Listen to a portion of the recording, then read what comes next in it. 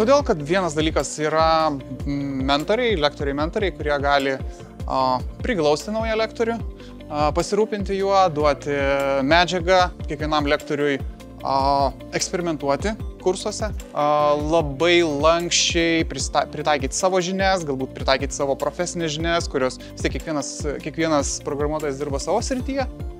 Todėl, kad yra kur tobulėti, nuolat mokomės, yra daug renginių ir apskritai dėstyti ir mokyti studentus, dalinti savo patirtimi su kitais yra kažkas tai įkvepiančio, skatinančio vis nuolat eiti į priekį.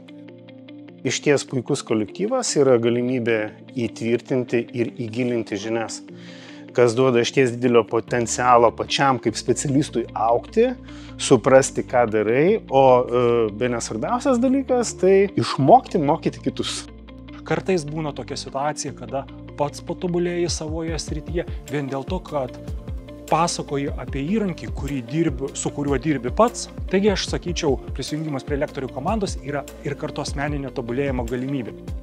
Ir labai smagu, nes galim dalinti savo patirtimi. Daug dalykų sužinom iš tikrųjų ir pasidalinam ir profesiniais dalykais, galbūt kažkokiais tai asmeniniais irgi, kaip bendrauti su studentais, irgi tikrai labai smagu. Vyksta daug susitikimų, susirenkam ir formalioj, ir neformalioj aplinkoj, praleidžiam gerą laiką iš tikrųjų visi kartu, todėl tikrai iš tikrųjų gera būti čia, būti kolektyvo dalimi ir duoti savo žinias tiek studentam, tiek bendrauti su kitais.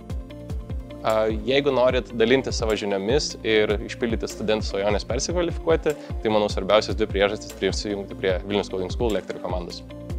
Tai puikia proga, aišku, pagilinti savo žinias, nes mokymas yra, ko gero, vienas geriausių metodų, kaip pačiam pagilinti savo žinias.